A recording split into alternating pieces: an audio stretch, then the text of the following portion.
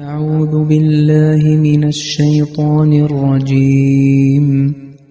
بسم الله الرحمن الرحيم.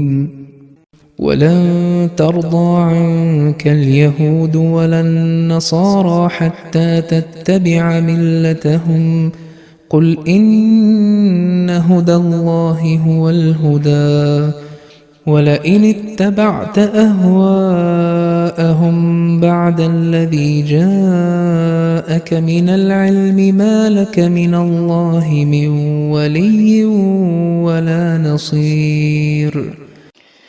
അസ്സലാമു അലൈക്കും വറഹ്മത്തുള്ളാഹി വബറകാതുഹു. സൂറത്തുൽ ബഖറ ആയത്ത് 121.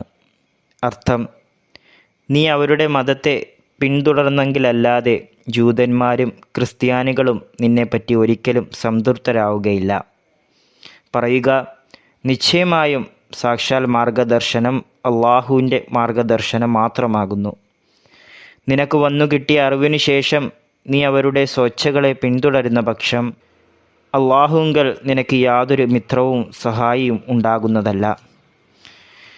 സയ്യിദ്ന ഹദ്റത്ത് മുസ്ലിം മഊദ് റളിയല്ലാഹു അൻഹു ഈ ആയത്തിൻ്റെ തഫ്സീറിൽ പറയുന്നു, ഈ ആയത്തിൽ യഹൂദന്മാരും ക്രിസ്ത്യാനികളും നിങ്ങളോട് തൃപ്തിപ്പെടാത്തത് എന്തിൻ്റെ കാരണത്താലാണെന്ന് വിശദീകരിക്കുന്നു. നിങ്ങൾ അവരുടെ വാക്കുകൾ കേൾക്കുകയും അത് സ്വീകരിക്കുകയും ചെയ്യുന്നത് വരെ അവർ നിങ്ങളിൽ സന്തുഷ്ടരാവുകയില്ല. എന്നാൽ അതൊരിക്കലും സാധ്യമല്ല. കാരണം അള്ളാഹു നിങ്ങളെ സ്വയം സത്യത്തിലേക്ക് നയിച്ചിരിക്കുന്നു. എന്നാൽ ഇവരിൽ, അതായത് യഹൂദരിലും ക്രിസ്ത്യാനികളിലും വെറും പ്രകടനപരമായ വിശ്വാസം മാത്രമേ ഉള്ളൂ. അവരുടെ ഈ വിശ്വാസം യുക്തിയുടെയും തെളിവുകളുടെയും അടിസ്ഥാനത്തിലുമല്ല. സത്യം വ്യക്തമായി അവതരിച്ചിട്ടും അവർ അത് അംഗീകരിക്കുന്നില്ല. എന്നാൽ അള്ളാഹുവിൻ്റെ ഹിദായത്ത് ലഭിച്ച ഒരാൾക്ക് സത്യം കണ്ടറിഞ്ഞ ശേഷം അതിനെ ഉപേക്ഷിക്കാൻ ഒരിക്കലും സാധിക്കുകയില്ല. കുൽ ഇന്ന ഹുദല്ലാഹി ഹുവൽ ഹുദ. നീ അവരോട് പറയുക, തീർച്ചയായും അള്ളാഹുവിൻ്റെ ഹിദായത്താണ് യഥാർത്ഥ ഹിദായത്ത്. അതായത് ഈ ഔപചാരിക വിശ്വാസങ്ങളെയെല്ലാം ഉപേക്ഷിച്ച് അള്ളാഹുവിൻ്റെ പക്കൽ നിന്ന് ഇറക്കപ്പെട്ട ഹിദായത്ത് സ്വീകരിക്കുക. യഥാർത്ഥ ഹിദായത്ത് അള്ളാഹുവിൻ്റെ പക്കൽ നിന്ന് വരുന്നത് മാത്രമാണ്. സ്വന്തം ബുദ്ധി കൊണ്ട് ഹിദായത്തിൻ്റെ മാർഗങ്ങൾ ഉണ്ടാക്കി അതിലൂടെ രക്ഷ ആഗ്രഹിക്കുന്നത് കേവലം വിഡ്ഢിത്തം മാത്രമാണ്. അള്ളാഹുവിൻ്റെ മാർഗദർശനം സ്വീകരിച്ച് അതനുസരിച്ച് ജീവിക്കുന്നവൻ മാത്രമേ രക്ഷയ്ക്കർഹനാവുകയുള്ളൂ. തുടർന്ന് ഹുസൂർ പറയുന്നു, വലഇനിത്തബഅത അഹ്വാഅഹും.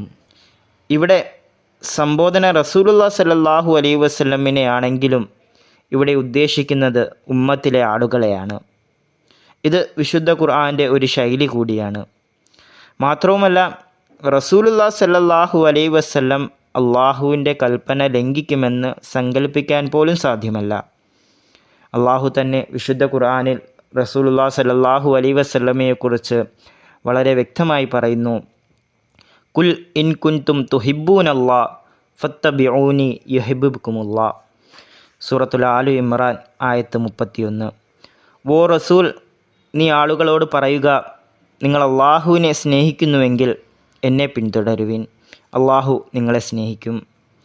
അതുപോലെ മറ്റൊരു സ്ഥലത്ത് പറയുന്നു, ലഖദ് കാന ലക്കും ഫി റസൂലുല്ലാഹി ഉസ്വത്തുൽ ഹസന.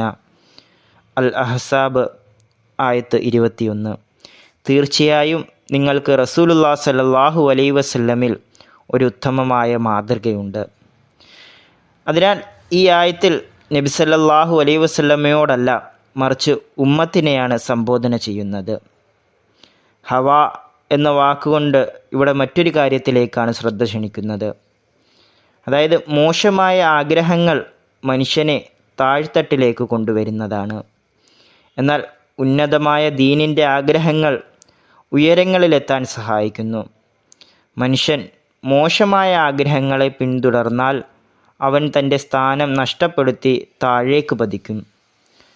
ഹുസൂർ പറയുന്നു, ഇനി ഒരാൾ ഇരുട്ടിൽ തട്ടിത്തടഞ്ഞ് വീഴുകയാണെങ്കിൽ അയാളോട് പൊറുക്കാവുന്നതാണ്. എന്നാൽ വെളിച്ചം കണ്ടിട്ടും ബോധപൂർവം വീണു പോകുന്നവനെ ഒരിക്കലും ക്ഷമിക്കുവാൻ കഴിയുകയില്ല.